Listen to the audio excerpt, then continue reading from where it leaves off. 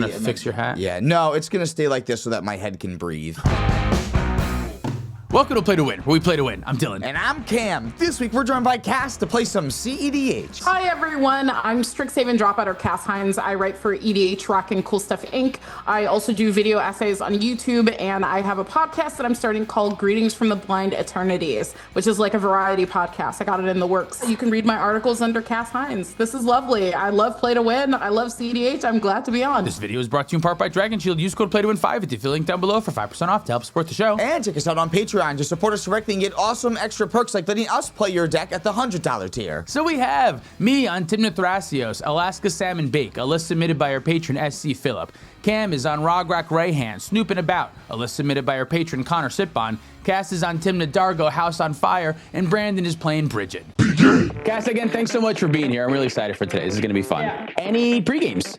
No? Nope. Cool. Here we go. I will draw a card. City of Brass, Birds of Paradise. I'll go down to 39. Mox Amber out here too. Pass my turn. I'll get a draw. Wooded Foothills, Lotus Petal, Crack Wooded Foothills, going to 39. Get a Taiga. Orcish Lumberjack, ROGRAKH, and a Passing of the Turn then. Draw, starting town, Chromox, Beseech the Mirror, exiling it underneath. Pass the turn. All right. Starting town is my land for turn. Going down to 39. That's percentile. Off I go. Untap. Draw card. Scalding Tarn. Fetch my Scalding Tarn. I'll find Underground Sea. Lotho. Lose a life from City Brass. Deathrite Shaman. Get a Lotho trigger. Make a treasure. Pass the turn. Get a draw. Mana Vault. Brandon should have an S% trigger here. We forgot. Sorry, Brandon. Activate Orcish Lumberjack, sacrificing my Taiga to make 2 green and a red. Finale X equals 2. Lotho trigger. 35, and I have a second treasure for my Lotho. I'm gonna find Goblin Recruiter, looking for my guys. I found Conspicuous Snoop, Torch Courier, Kiki Jiki, and Sling Gang Lieutenant. That card is so hard to say. Then they go on the top of my library in that reverse order. So Sling Gang, Kiki Jiki, Torch Courier, and Conspicuous Snoop. Sacrifice Lotus Petal, calling the weak, sacrificing Orcish Lumberjack. Flash in this Orcish Bowmaster. That Goblin is a 1/1. Is that right, Cam? Goblin Recruiter is a 1/1, yeah. Deal the 1 to that. Yeah, it's dead. Here's my Orc army. Perfect. So calling, cast Harnfell, LED. Discard Springleaf Drum to Harnfell to exile the Snoop and the Torch Courier. Crack LED for 3 red. Cast Snoop, play with the top card in my library revealed. Cast Torch Courier with the last red. Torch Courier has haste. I can sacrifice Torch Courier to give the Conspicuous Snoop haste. This might still work. Snoop has the ability of Kiki Jiki. Tap Snoop to make a Snoop, but this doesn't work because I don't have a way to change the top card in my library anymore. So I could make infinite tap Snoops. I'm just gonna move to my end step. My mana fizzles. Snoop dies, and I look silly. But that was fun. I'll pass. The Goblin Recruiter being dead here is relevant as to why we are not dead here. Yeah, exactly. Because if I can make infinite Snoops that are tapped and use my last Kiki Jiki activation on my last Snoop to target the Recruiter, then I can rearrange my library so that the Goblin that I want on top is the Sling Gang Lieutenant. Lets me sacrifice a Goblin to deal a damage. And this, since all my Snoops will have that ability, now I can deal infinite damage to the table, but I no longer have a way to change the top card in my library without putting it into exile with the Harnfell, unfortunately. Right, yeah. So we're alive for now, but I don't know that we're out of the woods yet. I feel like I'm in an okay spot. I've developed my mana, but I'm not ready to win the game or anywhere close right now. So I still have to untap at least 1 or 2 more times. Untap, draw, lose 1 to starting town. Play this Voice of Victory. Pass the turn after that. Untap, upkeep, draw. Take a point of damage off my starting town. Go to 38. Carpet of Flowers. Pass turn from there. Draw card, cast TYMNA. Go to combat. I have a 1/2 coming at Brandon and a 2/1 coming at Cam. 37. Also to 37. Go to my main phase, 33, and draw 2 cards. I've got 2. I have a win on my turn still. On my upkeep, I can activate Snoop and make infinite Snoops. And then when I draw a card, the top of my library changes to the perfect thing so that I can sacrifice them all and win. Goodbye, Snoop. Thank you for being a good sportsman.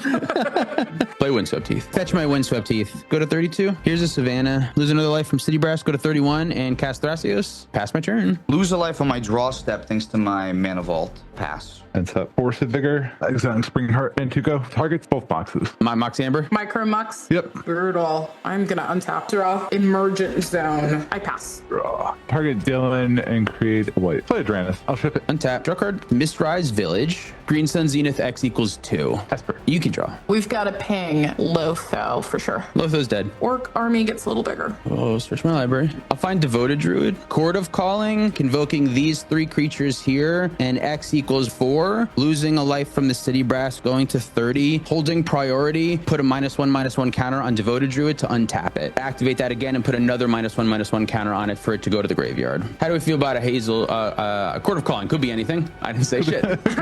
Whatever he wants. Yeah, you got it. Find Hazel's Brewmaster, and when Hazel Brewmaster enters, I have a trigger to exile up to 1 target card from my graveyard. I'm going to try to exile this Devoted Druid. Make a food token that has all of Devoted Druid's activated abilities.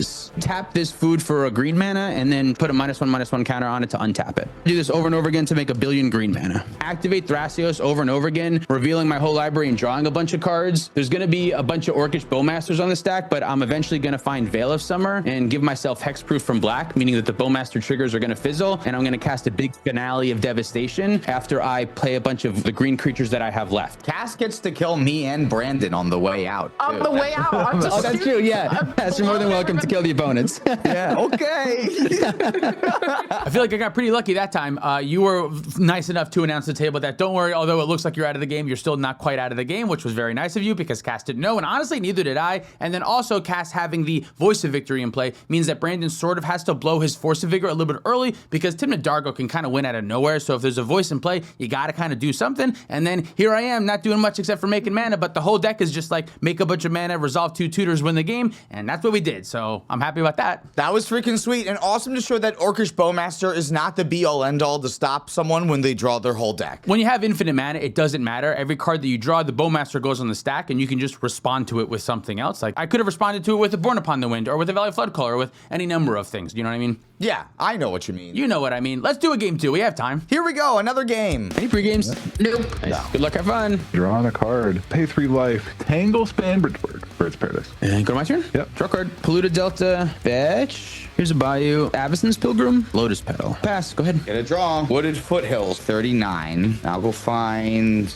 Taiga, Simian Spirit Guide, and I just have Goblin Recruiter. Okay, I'm really impressed with this deck so far. I was unsure about how well it would perform, but Goblin Recruiter, sometimes you just have it, and it's really easy to find if you just don't have it too. Kiki Jiki, Torch Courier, Conspicuous Snoop, Sling Gang Lieutenant. Passing after I put these cards on top of my library. The interesting part about this, so you don't necessarily win on your next turn. You still have to figure out how to way to like crack the pile after you've even drawn a card still. So even though you look very threatening right now, and this is very good, I don't even think we're actually dead on turn 2 just yet from this. That's the thing. Like, I need to give Conspicuous Snoop haste somehow, I think, too. Right, yeah. You have to have the mana to be able to get the top card of your library and, yeah, give this Snoop haste, too. So, although this is very good for you, I think we're still kind of okay for now. So glad that I came on Play to Win and I got to play a land in my second game. I'm gonna draw this magic card. Play this Exotic Orchard, and sadly that's all I got. I'll pass. Untap. Upkeep.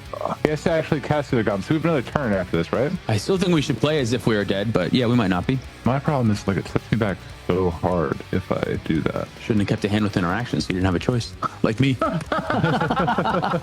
That's how I like to play. Yeah, fuck it, no fear. I'll play City Brass, take a point of damage. Brigid, make a 1/1. Lotus Petal, sack the Lotus Petal for a white Asper Sentinel. That's it for me. Untap, draw card. Breeding Pool, 37. Kinnan, cast Tataru Taru. Cass, you're our guest. You can draw a card if you'd like. Woo! Since you've drawn, I will make a tap to treasure. Pass my turn. I will draw Command Tower, cast a Conspicuous Snoop. Cool, there's Torch Courier. I have to pass. Draw. City of Traders is my land. How certain are we dead? Like, out of 10. Out of 10. Like deterministically so, we are dead. I'll be real. I have a Final Fortune. I'm like wondering if I could take another turn and look at one more card. If you have another red for it, honestly, like, yeah, we are dead on Cam's turn. Although Brandon did seem to mention that he's got something that could do something. You could always Final Fortune in like my end step or something when Brandon, I don't know. I'm gonna try something here. Exile is Simeon's Spirit Guide. I'm gonna try to put a Smothering Tithe on the stack. See if I can make treasures for the Final Fortune at the end of Dylan's turn. If nobody else has anything and you guys give me the treasures, I could try one more turn before Cam. Esper. I will not pay because I would like you to find something. I have a Tataro trigger off of your Esper Sentinel trigger. I'll pass. Draw. Smothering Tithe. All yours. Flip into the evil Brigid. Turn Timber. Take one formidable speaker. Discard a delighted halfling. I'll search. Enduring Vitality. Tap her for 4. Cast Enduring Vitality. Walking Ballista. X equals 1. You're kidding me. Well, now you don't have a win condition, though, Brandon, if you use it. So keep that in mind. There's a finale in the deck. It'll be fine. God damn it. This sucks. Passing. Untap, upkeep, draw. Smothering Tithe. Didn't you say something you need a couple of red mana? I'm gonna pay for that Smothering Tithe. Misty Rainforest is my land for turn. Sacrifice my Misty Rainforest. I'll find Underground Sea. Cast TYMNA. Combat. Cast. Thanks for coming on this show. I'm gonna attack you with I got no blocks. Take 2, go to 38. Main phase 2. TYMNA trigger to lose 1 life. Go to 35 and draw a card. Smothering Tithe. Pay for the Smothering Tithe. Pedal for 2 blue, crack this treasure for 2 blue, and cast Ristic Study. An Esper Sentinel trigger that I'm going to pay for with my floating blue. I'll go to my end step and say, Brandon, please save us. I'll shoot the recruiter. Recruiter shot. Okay. This is smart timing to Brandon because if he waits until my turn in response, I just do my line and I don't even care. I think we're figuring out that your line is weak to 1 damage being dealt. Yes. Orcish Bowmaster, Walking Ballista. It is fragile to a singular damage. Yeah. Turn 3, too slow. Turn 2, way to go. There you go. I like that phrase. Yeah, me Go too. to my turn. I'll draw. Smothering Tithe on your draw step. You can have it.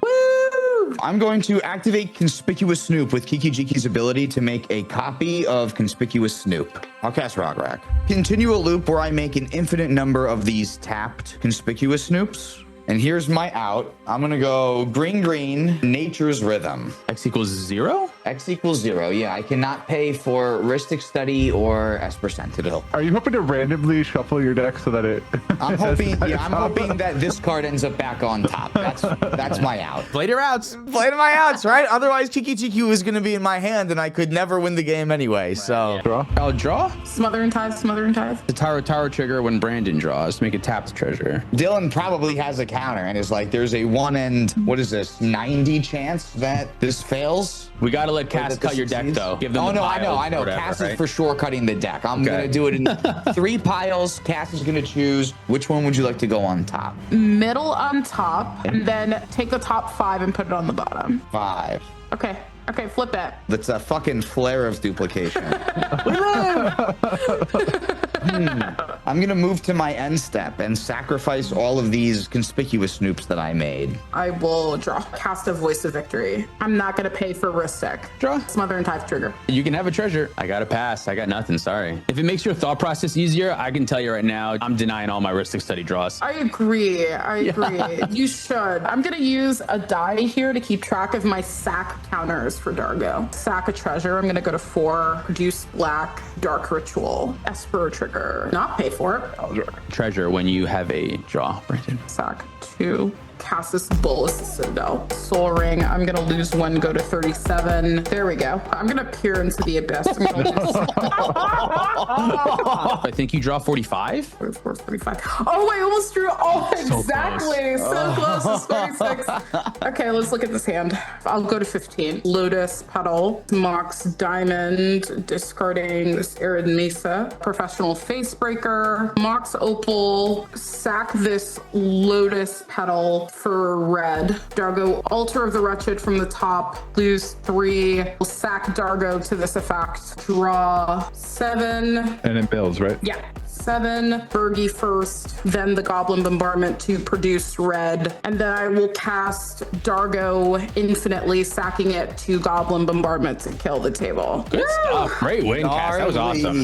This TYMNA Dargo deck is just so good. I feel like I lose to this thing all the time recently, and Cass did a great job of piloting it. Yeah, exactly. Smothering Tithe is such a powerful card in the deck, and when you can sneak out Voice of Victory early, like at its best, that's when you can do it, and it's so nice that you can then safely just do whatever you need to do after that. Yeah, there's nothing for me to draw anymore with the Ristic Study, and every time I draw a card, I just give them a treasure, so like that's not good anyway. Exactly, especially like when you play against another turbo deck at the table, you can get the two other more controlling decks to focus all their interaction on the person that's winning faster, while you are gaining advantage off of them stopping someone else. Yeah, winning second is a great way to win games of cEDH. And Cass did a great job of that. Thank you so much for watching. If you'd like to support us directly, you can do so on Patreon like our $100 patrons. Mac the Mad, Seabass, Not Kareth, Bob the Skull, Davishar, Abyss AA, Peggy, E4 Cards and More, Red, Finks MTG, Wandering Around, Mike H, Tom Bieber, Cumulative Upkeep MTG, Nathan Cohen, Mr. Derby, Okie Toad, Penguin Man 0089, David Newman, Johnny Denver Omelet, Rocky Hall, Pat Fires, Spangler, Larceny Roy, Zorboy Blue, Sparky B, SC Phillip, Olden Groupie, Zach Hartley,